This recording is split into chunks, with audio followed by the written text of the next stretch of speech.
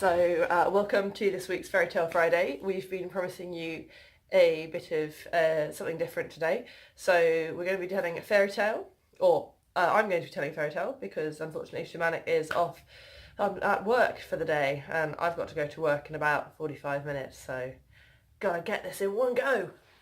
So yeah, the special thing we're doing today, we're going to start a giveaway. So if you can, we're going to tell you at the end of the video what you've got to comment at the underneath, or and then you've got to like the page, share the post, you know, the traditional social media thing. And in exchange for that, you'll be entered into a draw and you will win something from Sprite Threads, which is my clothing company, which is a separate one. So Sprite Threads, we make things like these hoods, we make these shirts and these like raggedy skirts and things. So basically fairy tale clothing for magical people. So the things we're offering this week are going to be these lovely hairpins and clothing badges. So obviously made with lovely silk autumn leaves and vintage buttons.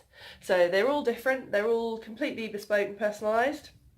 And you can ask for particular colours of buttons if you want, or you can just have the ones that we've got. So we've got ones with red and green, black, brown and green, and all different colours.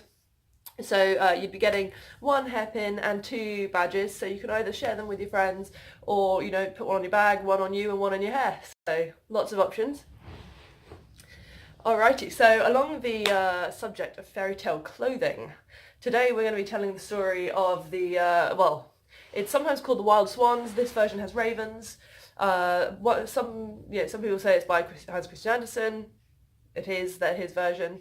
It's also tied in with some other folk tales along the line as well. So once upon a time, 1,000,000 miles ago and 1,000 years away, there was a great king who ruled over a small but mighty kingdom.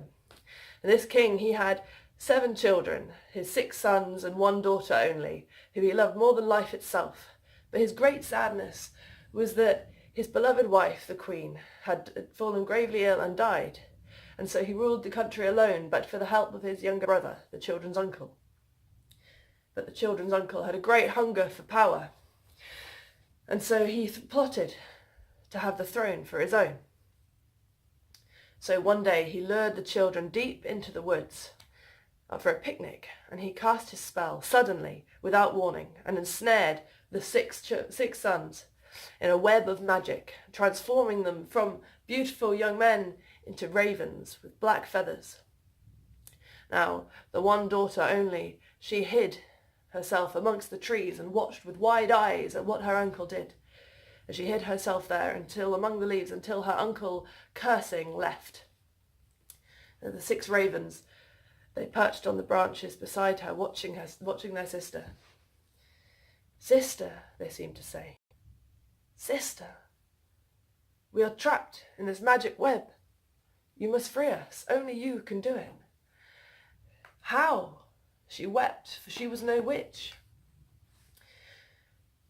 "You must not speak a word, a sound to any soul, any living being, for 3 whole years, and you must weave for each of us a shirt made of nettles. Only by this shall we be free." And so the princess wandered alone through the woods, gathering nettles, speaking to no one, until one day a prince came riding through the woods, a prince from another kingdom. And he met this beautiful woman sat weaving nettles in the woods. He asked her name. Of course she could not reply. But he was fascinated. He came back every day to speak with this mysterious woman. And finally one day he asked her to marry him. And so they were married in smiling silence. And the prince, he gave her her own room in the castle in which to weave these shirts that were so important to her. And so in time, a child was born to them, a beautiful son. But a darkness had entered the castle, similar to the darkness that was in her own. Her wicked uncle, cast out for his loss of the children from their old kingdom, had come in the guise of an archbishop to this one. And he saw her, his one niece only, and he knew that she was the only person who could unmask him. And so he conspired to have her removed once more. And so one night he snuck into her chamber, and he stole away, spirited away her child, and he smeared her mouth with pig's blood so that it would appear she was a cannibal. The next morning the princess, she awoke and she could barely contain her scream. But lips pinched tight shut, she kept her silence, for fear of losing not just her child but her 6 brothers too.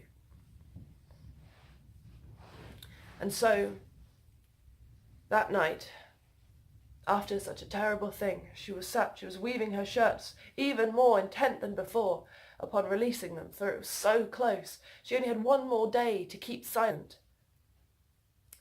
Well, she ran out of nettles, and so she had to sneak out of the castle at midnight, and she went to a nearby graveyard where stinging nettles grew.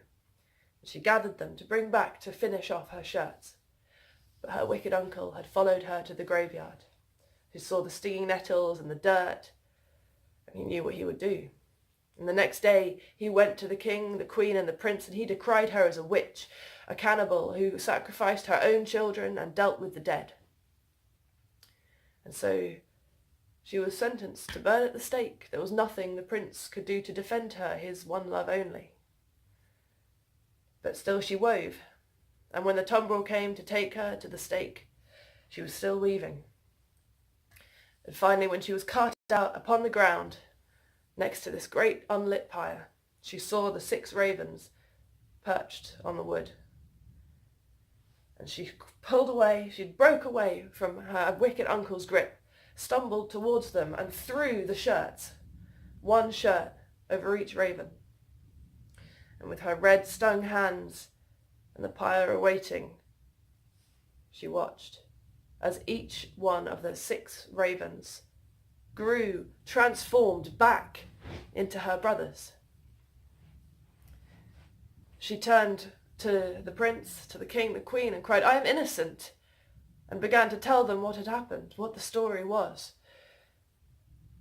And as the spell dissipated and broke away from the boys, the uncle's magic began to disintegrate and fall apart. The scales fell from the king and queen's eyes, and they saw him for who he truly was.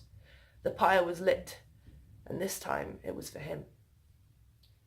And as the fire grew and raged up, out from the fire, from the flames, walked a small child.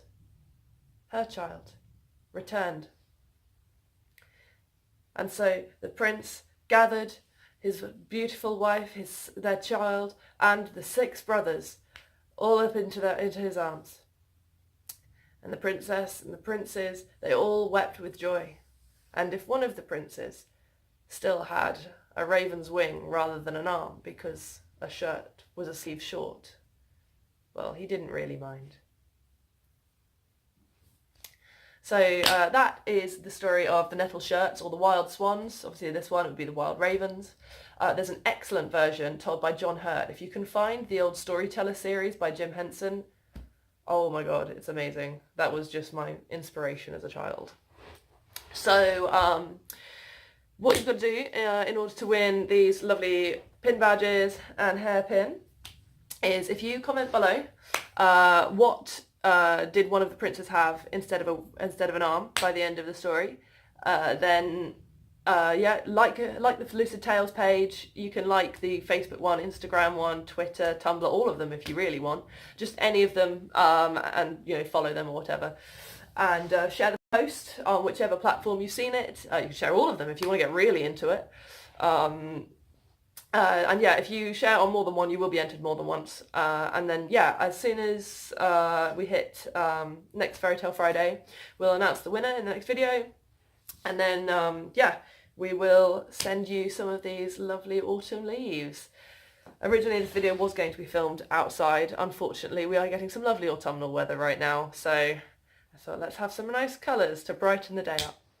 So thank you guys, have a great day, and yeah, enjoy your Fairytale Friday.